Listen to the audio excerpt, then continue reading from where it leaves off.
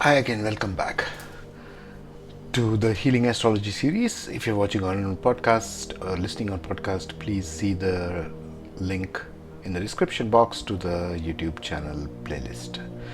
Okay, continuing on the part 2 of Planetary Friends and Enemies, I want to focus a little bit more on this Yoga Karaka. What is the concept of Yoga Karaka in Vedic astrology? So we saw in the beginning the friends. Sun has different friends, moon has different friends, different enemies. Each planet, including the north node and south node, even if they don't have per se enemies, the dispositor or the lord of the house in which north or south node are sitting, Rahu and Ketu, or the north node or the south node of the moon, will assume their characteristic, the lord of that house.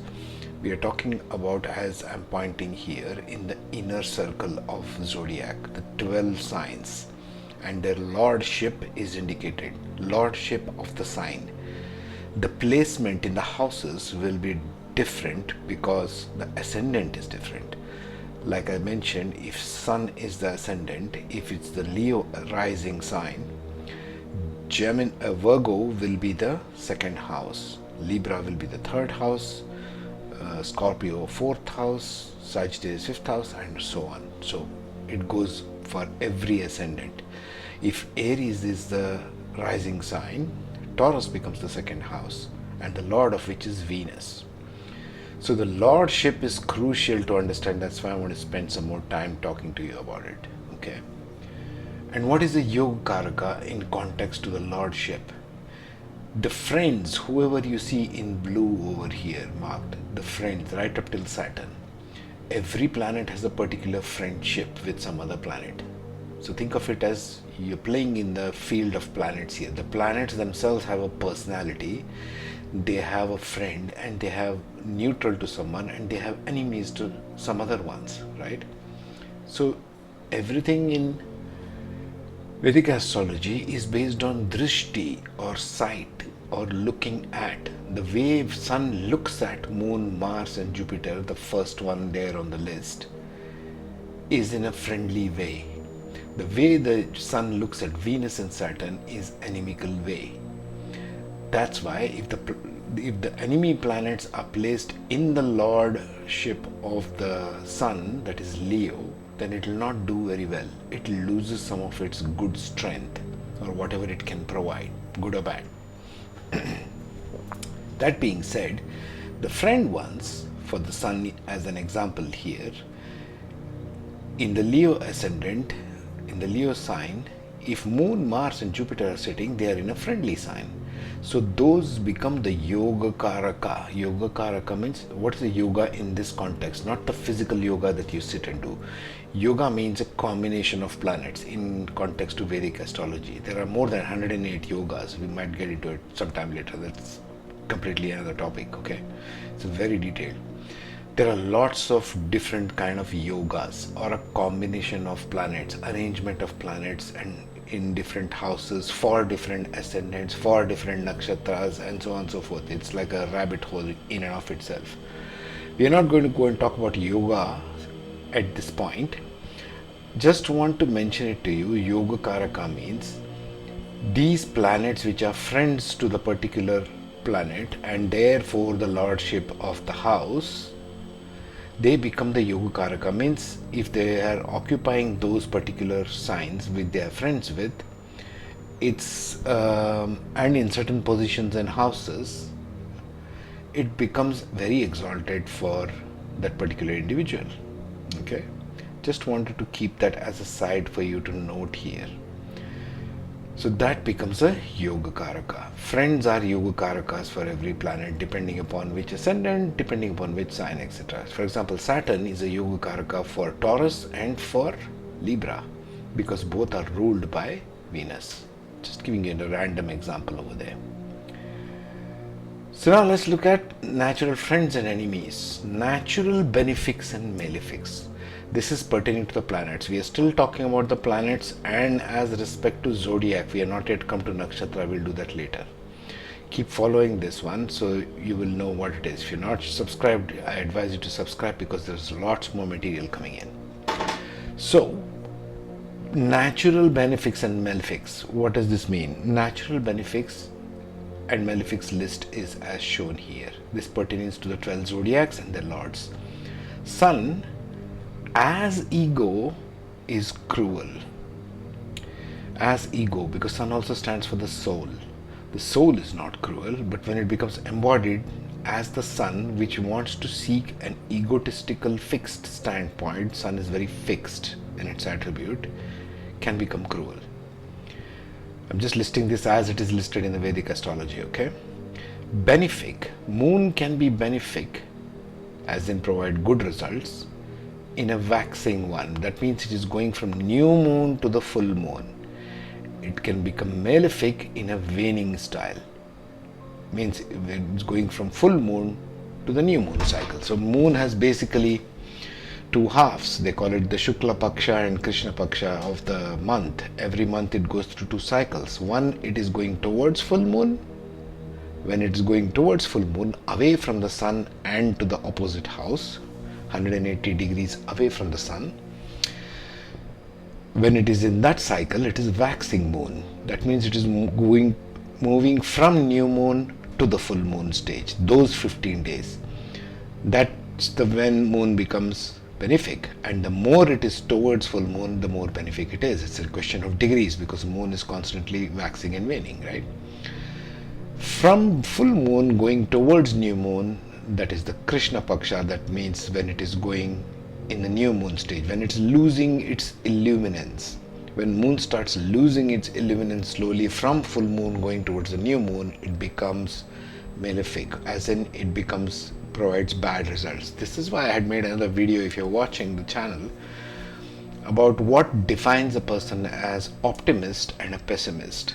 In the natal chart, if your moon is positioned as waxing moon, you'll be more of a glass half full kind of a person. You'll be an optimistic person by nature. Of course you can change that. That's the reason I'm bringing all of this stuff. It's so that you can take some consciousness about it and awareness and move in a conscious direction, not unconscious drifting. Left to themselves, if people do not know this stuff, they will be either say I am an optimist or I'm a pessimist. There's no such thing, folks. You can decide what you want to be. So if your moon is in a waning style, for example, in your natal chart, if it's going from full moon towards the new moon, those 15 days, you'll have tendency to be kind of losing the positive aspect of life. You might tend to be a more pessimistic, glass half empty kind of a person. Okay, this is the reason why. Mercury is neither benefic nor malefic. It is as per association with others. Mercury stands for intellect, mind, buddhi. Okay. The intellectual, logical reasoning capacity of the mind is Mercury, and it takes the form and fashion. It can become benefic or malefic depending upon who it is sitting or looking at, or which house or which nakshatra. Okay, if it is sitting, for example, with a natural anemic like sun, it can become very cruel in its intellect. If it's sitting with a natural benefic like Venus, as you can see over here, the next one, then it tends to become more good-natured. Good-natured intellect versus bad-natured intellect. Now this in itself shows that the intellect is a movable energy. It's a Rajasic energy. It can go in either direction. You can use your intellect for the good or for the bad depending on the context. So discernment is a big key over here. Right there is highlighted in the Vedic texts. Venus is a natural benefic. That means it invariably tends to provide good results in and of itself. Doesn't matter where it is placed. It might just have a little less result if it is in enemy houses, like we saw in friends and enemies. But that will dampen the effect of the good one. But it will not do anything bad in and of itself. That's what I mean by natural benefics and malefics. Mars is a natural malefic. It provides aggression, anger and drive in whatever it sits. So natural tendency of Mars is to provide aggression by force, the one who cuts, the one who is violent. That's the Mars energy by default. Jupiter is a natural benefic. So as you can see, there are only two natural benefics, really speaking. Moon is shifting, of course. The always natural benefics are only Jupiter and Venus. They provide good results, doesn't matter where they sit and how they sit. Might be less, might be more, depending upon if they're sitting in a friendly Lord house or an enemy Lord house. Okay, that's all it is. Saturn is again like Mars, a natural malefic. It provides restriction. It makes you work hard to get something. It provides a kind of a depressive kind of state of mind, because Saturn also is responsible for nerves, which we shall see next. We shall see all these physical aspects and mental aspects later, psychological aspects later. Rahu and Ketu, the north and the south node of the moon, are also naturally malefic, meaning they provide excessive obsession. We shall see characteristics psychologically of each one of these later. The psychology of the planets will come later. I think I'll do another video on that. It's already 11 minutes in the video, so I don't want to take too much time in one video. You can focus yourself. Rahu and Ketu, they are not planets by themselves. They are naturally malefic. Why? Because one provides obsessive attachment towards one aspect. Which aspect? Whatever house it is sitting in, the dispositor of that, meaning whichever planet lord rules that house. For example, if Rahu is sitting in the sign of Leo, the lord of Leo is the sun. So Rahu placed here will start acting like the sun. It can become too egotistical in matters of that house, wherever Leo is placed in the chart. For example, in Aquarius, Leo is placed in the 7th house, the house of spouse. So they may get excessively egotistical with the spouse. Just one example. It is taking on the color of the Lord. That's what dispositor means. It is disposed towards acting like the lord of the house in whichever house Rahu sits in. Ketu is just the opposite. It sits in the opposite house. In this example, if Rahu is sitting in the Aquarius ascendant in the 7th house, Ketu is sitting in the 1st house, so it makes them detached from themselves. They're always looking towards dominating the spouse, but they don't know who they are. It makes them disconnected with themselves because Ketu is sitting in the 1st house. Both of these are illusory aspects. They are not real planets. It's just in your mind. It's just an illusion. These are illusory aspects of our nature. They're just troublemakers, unnecessary troublemakers. Okay? Think of it that way. Alright, so I will continue this in the next one. Next we will go for psychology of the planets, since we are already bordering on talking about that. I hope you have understood more clearly the lordship of the houses which they sit in and the friends and enemies. This is crucial because the way the planet looks at another planet is everything. And just to conclude here, I just thought of something. Let me just quickly share it with you. Coming back to friends and enemies, a classical example would be Moon does not have any enemies. You see that? Moon is neutral towards a whole bunch of planets, Venus, Mars, Jupiter and Saturn. He is neutral. That is Moon.